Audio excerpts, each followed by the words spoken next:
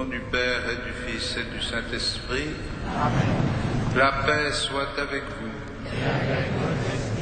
Frères et sœurs, ce soir la liturgie nous invite à être déjà dans la joie de l'attente de la venue du Messie, comme nous venons de le chanter. Joie sur terre, l'aube va paraître. Nous sommes rassemblés pour célébrer le jour du Seigneur, le jour de la résurrection, et j'accueille avec joie chacune et chacun d'entre vous dans cette cathédrale, et tout particulièrement le métropolite André de Cluj en Roumanie, qui vient se joindre à notre prière et que nous accueillons avec joie.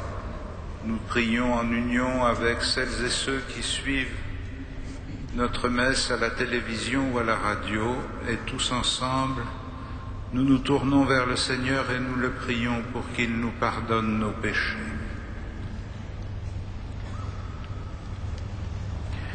Je confesse à Dieu Tout-Puissant, je reconnais devant mes frères que j'ai péché en pensée, en parole, par action, par omission. Oui, j'ai vraiment péché. C'est pourquoi je supplie la Vierge Marie, les anges et tous les saints, et vous aussi, mes frères, de prier pour moi, le Seigneur notre Dieu, et que Dieu Tout-Puissant nous fasse miséricorde, qu'il nous pardonne nos péchés, nous conduise à la vie éternelle. Amen.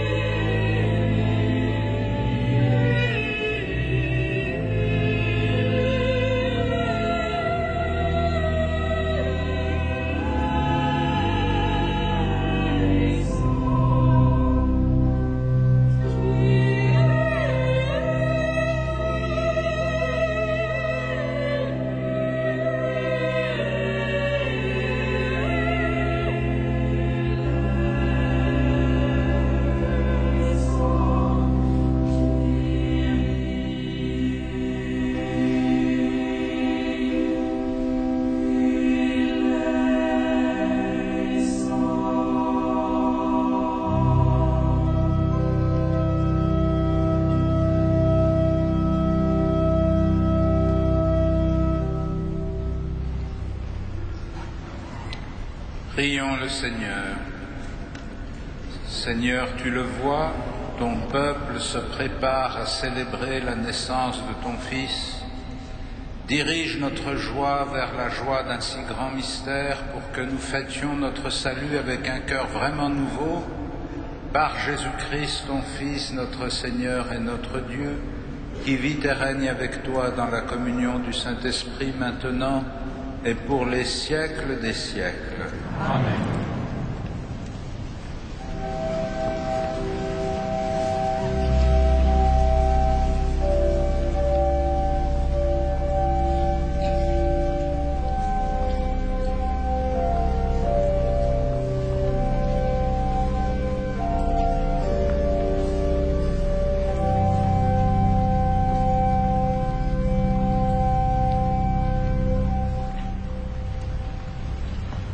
Lecture du livre d'Isaïe. L'Esprit du Seigneur Dieu est sur moi, parce que le Seigneur m'a consacré par l'onction. Il m'a envoyé porter la bonne nouvelle aux pauvres, guérir ceux qui ont le cœur brisé, annoncer aux prisonniers la délivrance et aux captifs la liberté. Annoncer une année de bienfaits accordée par le Seigneur. Je tressaille de joie dans le Seigneur. Mon âme exulte en mon Dieu, car il m'a enveloppé du manteau de l'innocence. Il m'a fait revêtir les vêtements du salut, comme un jeune époux se pare du diadème, comme une mariée met ses bijoux. De même que la terre fait éclore ses germes et qu'un jardin fait germer ses semences, ainsi le Seigneur fera germer la justice et la louange devant toutes les nations. Parole du Seigneur.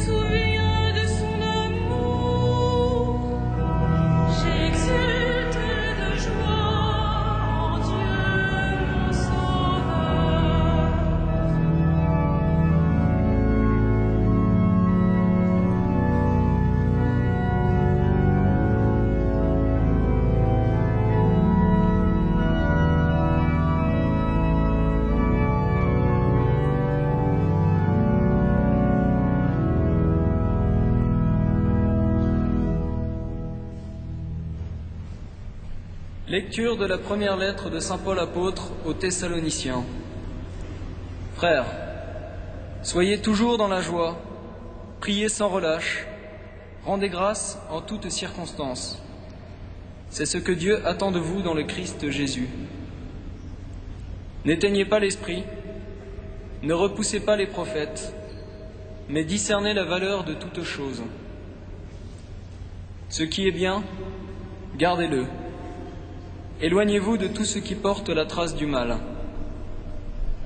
Que le Dieu de la paix lui-même vous sanctifie tout entier, et qu'il garde parfaits et sans reproche votre esprit, votre âme et votre corps, pour la venue de notre Seigneur Jésus-Christ.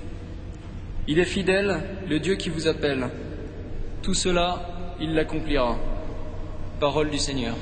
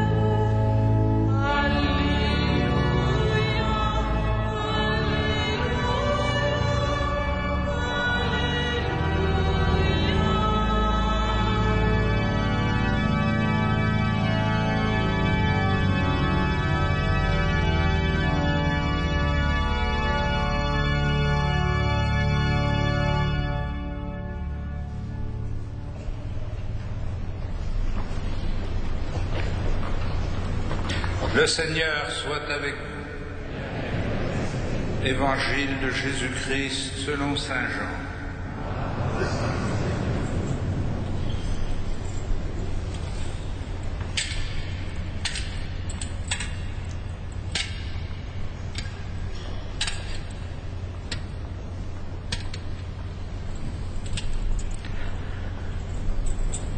Il y eut un homme envoyé par Dieu, son nom était Jean.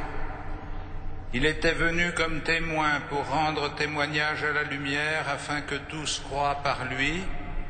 Cet homme n'était pas la lumière, mais il était là pour lui rendre témoignage. Et voici quel fut le témoignage de Jean quand les Juifs lui envoyèrent de Jérusalem des prêtres et des Lévites pour lui demander « Qui es-tu » Il le reconnut ouvertement. Il déclara « Je ne suis pas le Messie ». Ils lui demandèrent « Qui es-tu donc? Es-tu le prophète Élie » Et il répondit « Non ». Alors « Es-tu le grand prophète » Et il répondit « Ce n'est pas moi ». Alors ils lui dirent « Qui es-tu ? Il faut que nous donnions une réponse à ceux qui nous ont envoyés. Que dis-tu sur toi-même » Et il répondit « Je suis la voix qui crie à travers le désert, aplanissez le chemin du Seigneur, comme a dit le prophète Isaïe. »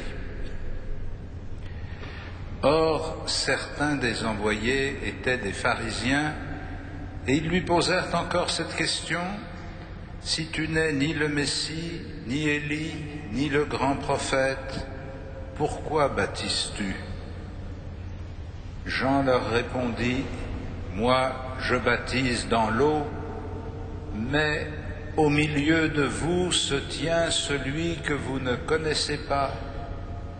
C'est lui qui vient derrière moi, et je ne suis même pas digne de défaire la courroie de sa sandale. » Tout cela s'est passé à Béthanie de Transjordanie, à l'endroit où Jean baptisait. Acclamons la parole de Dieu.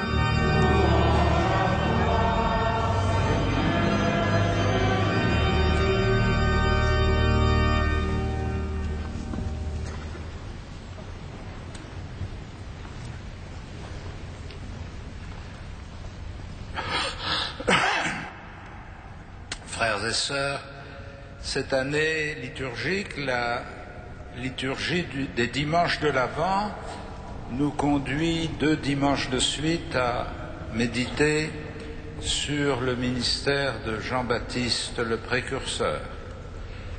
Mais évidemment, chacun de ces 2 dimanches a une tonalité particulière qui ne recouvre pas exactement celle du dimanche précédent qui était pris dans l'évangile de Marc. Dimanche dernier, l'invitation qui nous était adressée à préparer les chemins du Seigneur, c'est-à-dire à préparer notre vie et notre cœur à accueillir le Christ qui vient, était évidemment une invitation à la conversion. Mais la conversion prise comme un temps d'examen, d'analyse, de discernement sur notre manière de vivre, sur ce qui peut être désordonné dans notre vie, ce qui doit être corrigé pour que nous puissions accueillir le Christ. Aujourd'hui, dans l'évangile de Saint Jean, le ministère de Jean-Baptiste qui nous est présenté insiste davantage sur une autre dimension de la conversion, qui est non pas de courir le risque de nous laisser enfermer dans l'examen de notre vie et peut-être dans la déception de constater, après tant d'années de vie chrétienne, qu'il reste tant de choses qui encore ne sont pas corrigées et que nous avons encore besoin de corriger, mais au contraire de fixer nos yeux sur celui qui vient. Car la conversion n'est pas simplement un changement de nos pratiques qui se résoudrait par une analyse très fine de ce que nous faisons, et si on en a la force et le moyen, une manière différente de faire. La conversion se définit d'abord par l'orientation de notre regard et de notre vie. Se convertir, c'est précisément ne plus se contenter de nous regarder nous-mêmes, mais d'être détourné de nous-mêmes pour regarder le Christ. Si bien que la conversion chrétienne n'est pas du tout assimilable à toutes sortes de disciplines qui peuvent être proposées à travers différents systèmes philosophiques ou religieux et qui ont pour principal objectif de permettre à leurs adeptes de conquérir, s'ils le peuvent, une certaine maîtrise de leur vie. Nous ne sommes pas entrés dans un chemin de perfectionnement personnel. Nous sommes entrés dans un chemin d'ouverture de notre existence à un autre. Et donc, ce qui est le cœur du mouvement de la conversion, ça n'est pas moi, c'est lui. Et précisément, l'invitation que Dieu adresse à son peuple quand il l'invite à se convertir, il l'invite à se détourner de ses manières de faire, mais plus profondément que de ses manières de faire, à se détourner de lui-même pour se retourner vers la lumière de Dieu. Ainsi, quand Jean-Baptiste annonce la venue du Messie, il attire l'attention de ses auditeurs sur la lumière qui vient et à laquelle il veut rendre témoignage. Ainsi, nous préparer à accueillir le Christ, ça commence quand nous essayons, quand nous essayons à regarder celui qui vient. Vous allez dire, mais regardez celui qui vient, mais justement nous ne le voyons pas, puisqu'il n'est pas encore là.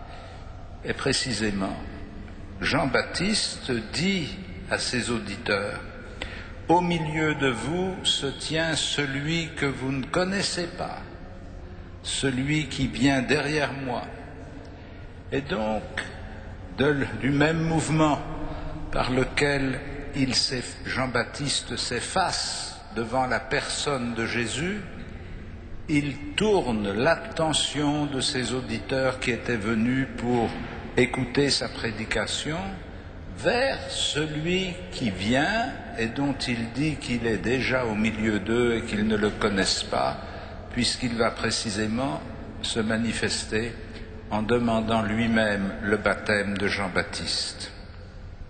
Si nous suivons cette orientation de la conversion chrétienne, qui est le retournement de notre vie assez naturellement centrée sur nous-mêmes pour l'orienter vers Dieu qui se manifeste, vers le Christ qui vient partager notre condition et ouvrir notre existence à sa venue, nous échappons par la même occasion à ce qu'il peut y avoir de décourageant à ne considérer que nos comportements et nos capacités de les transformer, de les améliorer.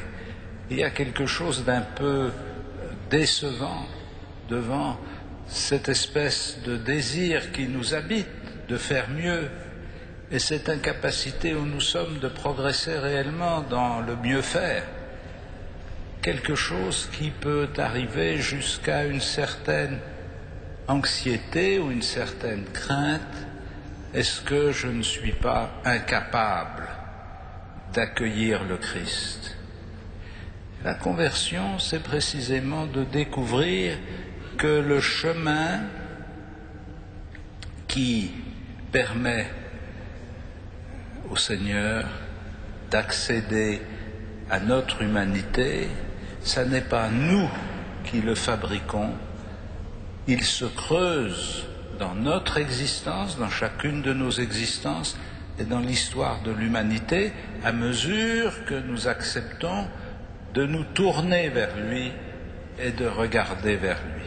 Si bien que cette invitation à la conversion, à la préparation de notre vie à la venue du Christ n'est pas une menace, n'est pas une cause de découragement et de tristesse, mais elle est au contraire la découverte d'un chemin d'illumination par le témoignage que Jean-Baptiste rend à la lumière, un chemin d'espérance et un chemin de joie, un chemin d'espérance car à travers la venue du Christ, nous sommes invités à comprendre comment s'accomplissent les prophéties, en particulier celle d'Isaïe que nous avons entendue tout à l'heure.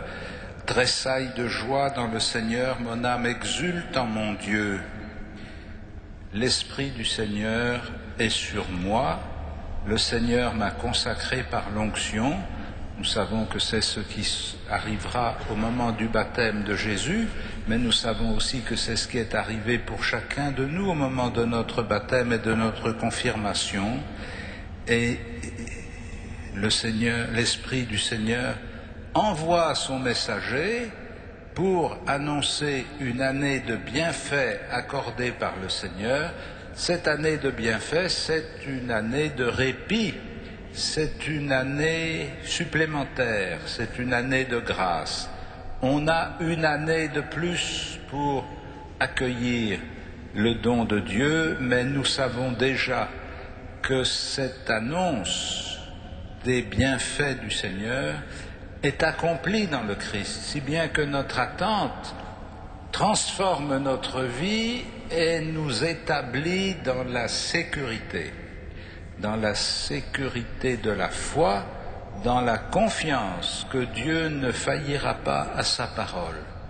Nous savons bien que nous sommes dans une période difficile où beaucoup de gens sont inquiets ou même quelquefois angoissés de ce qui se passera dans l'avenir, mais l'avenir de ceux qui croient au Christ repose dans les mains de Dieu et donc être invité à accueillir la lumière qui vient dans le monde, c'est renforcer cette certitude que Dieu n'abandonne jamais ceux qu'il aime. C'est pourquoi notre attente n'est pas une attente angoissée, une attente désespérée, mais c'est une attente paisible et joyeuse, comme saint Paul nous y invite dans l'Épître aux Thessaloniciens. Soyez toujours dans la joie, rendez grâce en toutes circonstances. Nous sommes dans la joie et nous rendons grâce parce que nous savons que Dieu n'abandonne pas son peuple. Amen.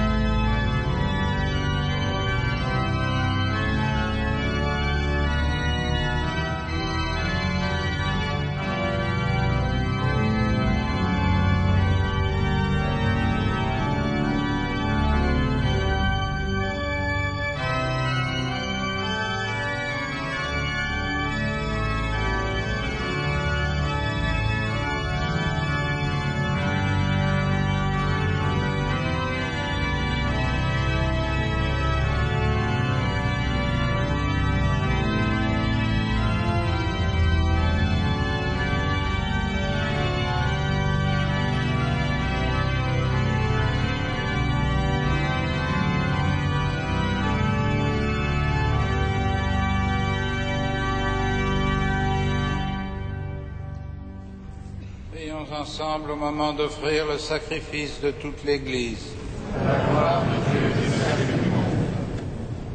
Seigneur, permets que le sacrifice de nos Eucharisties te soit toujours offert dans ton Église pour accomplir le sacrement que tu nous as donné et pour réaliser la merveille de notre salut par Jésus le Christ, notre Seigneur. Amen. Le Seigneur soit avec vous. Élevons notre cœur.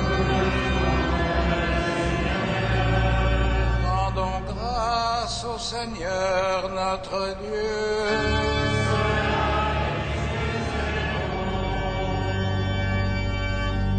Vraiment, il est juste et bon de te rendre gloire, de t'offrir notre action de grâce toujours et en tout lieu. À toi, Père très saint, Dieu éternel et tout-puissant, par le Christ, notre Seigneur. Il est celui que tous les prophètes avaient chanté, celui que la Vierge attendait avec amour, celui dont Jean-Baptiste a proclamé la venue et révélé la présence au milieu des hommes. C'est lui qui nous donne la joie d'entrer déjà dans le mystère de Noël, pour qu'il nous trouve quand il viendra, vigilant dans la prière et rempli d'allégresse. C'est pourquoi avec les anges et les archanges, avec les puissances d'en haut et tous les esprits bienheureux, nous chantons l'hymne de ta gloire et sans fin nous proclamons.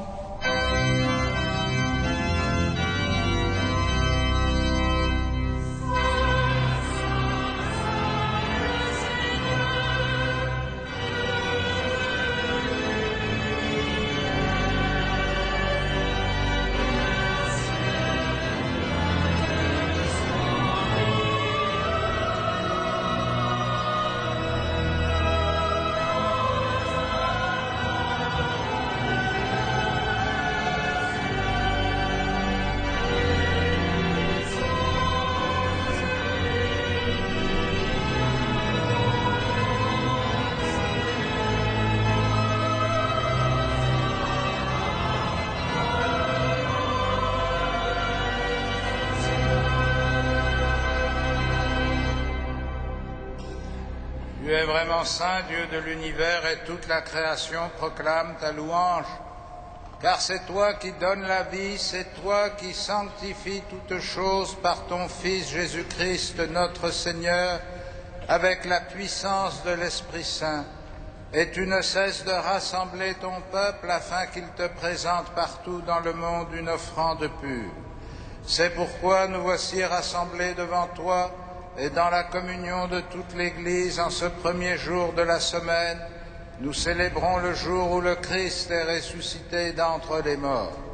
Par lui que tu as élevé à ta droite, Dieu Tout-Puissant, nous te supplions de consacrer toi-même les offrandes que nous apportons. Sanctifie-les par ton Esprit pour qu'elles deviennent le corps et le sang de ton Fils, Jésus-Christ notre Seigneur, qui nous a dit de célébrer ce mystère. La nuit même où il fut livré, il prit le pain, en te rendant grâce, il le bénit, il le rompit et le donna à ses disciples en disant : « Prenez et mangez-en tous, ceci est mon corps livré pour vous. »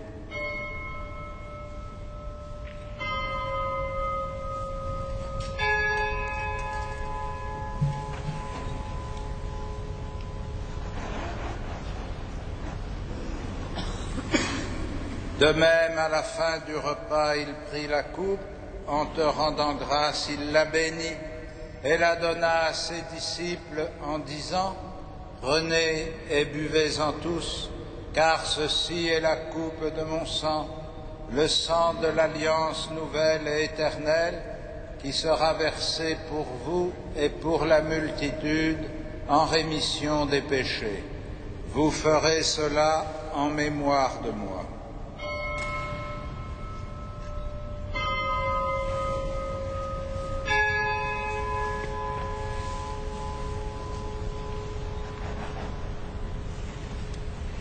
Il est grand le mystère de la foi.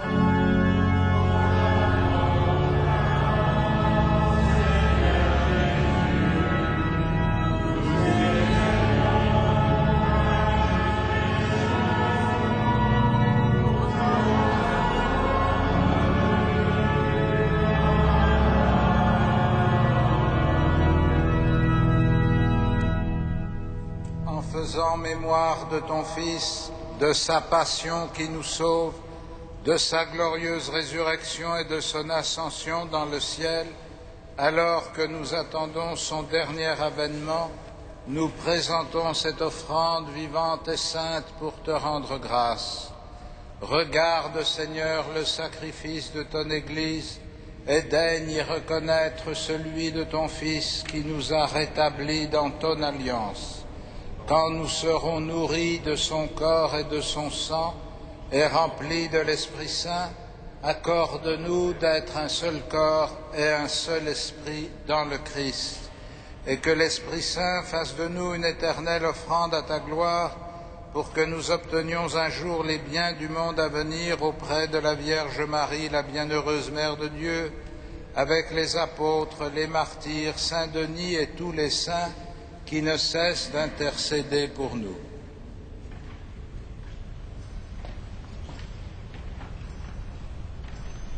Et maintenant, nous te supplions, Seigneur, par le sacrifice qui nous réconcilie avec toi, étends au monde entier le salut et la paix.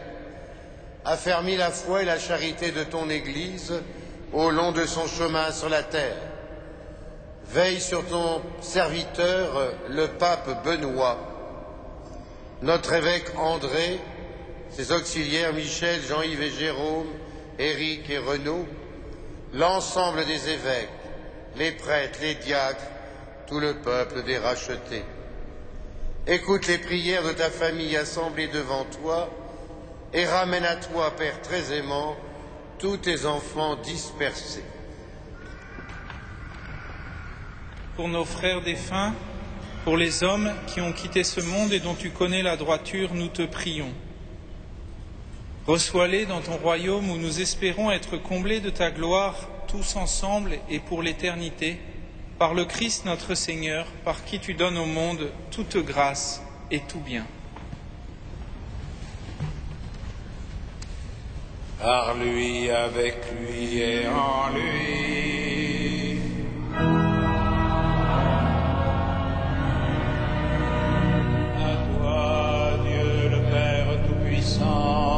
Dans l'unité du Saint-Esprit.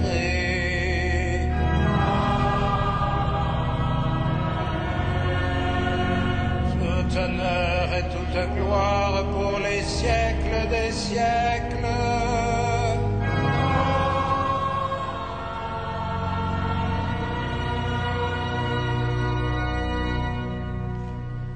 Unis dans le même esprit, nous pouvons dire avec confiance la prière que nous avons reçue du Sauveur. Notre Père, qui es aux cieux, que ton nom soit sanctifié, que ton règne vienne, que ta volonté soit faite sur la terre comme au ciel. Donne-nous aujourd'hui notre pain de ce jour. Pardonne-nous nos offenses, comme nous pardonnons aussi à ceux qui nous ont offensés, et ne nous soumets pas à la tentation, mais délivre-nous du mal. Délivre-nous de tout mal, Seigneur, et donne la paix à notre temps. Par ta miséricorde, rends-nous libres du péché, rends-nous forts devant les épreuves en cette vie, où nous espérons le bonheur que tu promets et l'avènement de Jésus-Christ, notre Sauveur.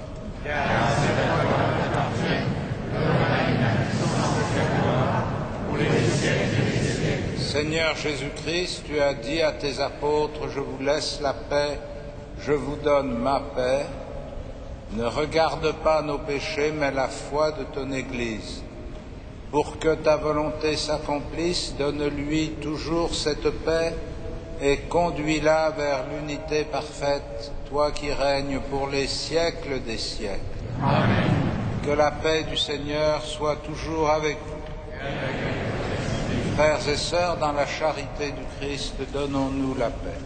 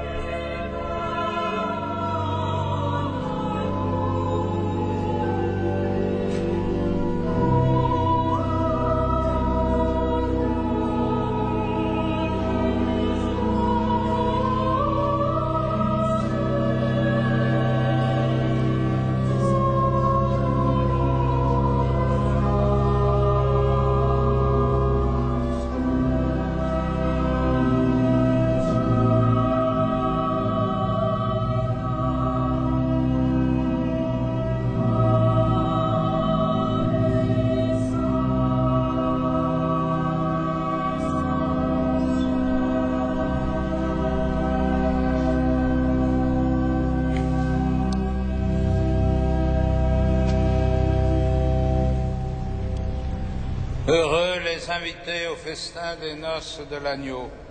Voici l'agneau de Dieu qui enlève le péché du monde. Seigneur, je ne suis pas digne de te recevoir, mais dis seulement une parole et je serai guéri.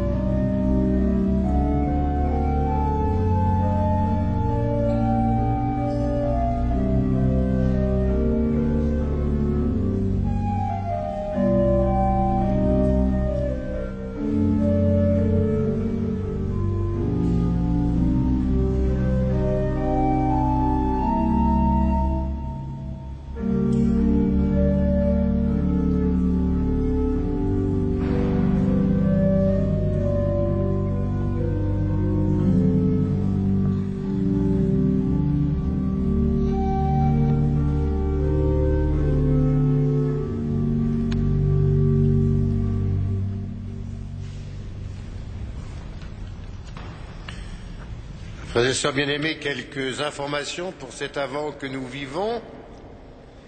Tout d'abord, ce soir, jusqu'à 20h45, vous pouvez rester à la cathédrale qui sera ouverte, visiter la crèche ou vous recueillir dans la nef, tout simplement.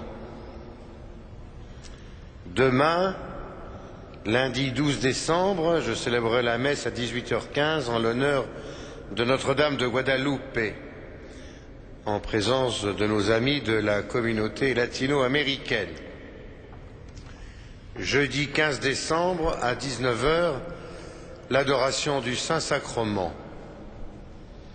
Par ailleurs, nous vous rappelons que vous pouvez vous procurer le missel des dimanches 2012 en vente à l'accueil de la cathédrale et des idées de cadeaux de Noël à la boutique de la cathédrale. Le concert à Notre-Dame de Paris le mardi 13 décembre, mardi prochain à 20h30, récital d'orgue.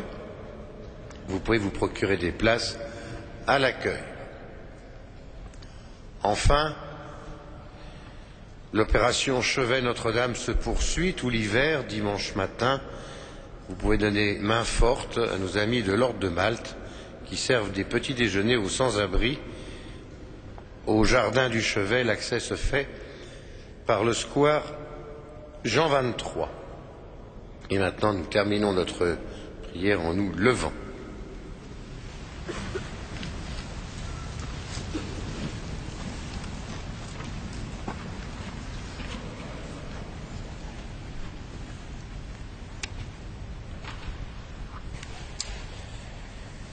Seigneur notre Dieu, nous attendons de ta miséricorde que cette nourriture prise à ton autel nous empêche de céder à nos penchants mauvais et nous prépare aux fêtes qui approchent par Jésus le Christ, notre Seigneur. Amen.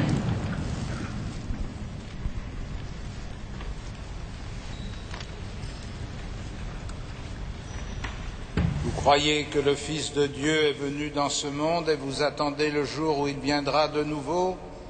À la clarté de cette lumière qui lève, que Dieu son Père vous guide dans toutes vos démarches et qu'il multiplie sur vous ses bénédictions. Amen. Qu'il rende ferme votre foi, joyeuse votre espérance et constante votre charité. Amen. La venue du Rédempteur, pauvre parmi les pauvres, est déjà pour vous une grande joie. Quand il apparaîtra dans toute sa gloire, qu'il vous ouvre le bonheur sans fin. Amen. Et que Dieu Tout-Puissant vous bénisse, le Père, le Fils et le Saint-Esprit. Amen. Allez dans la paix et dans la joie du Christ. Amen.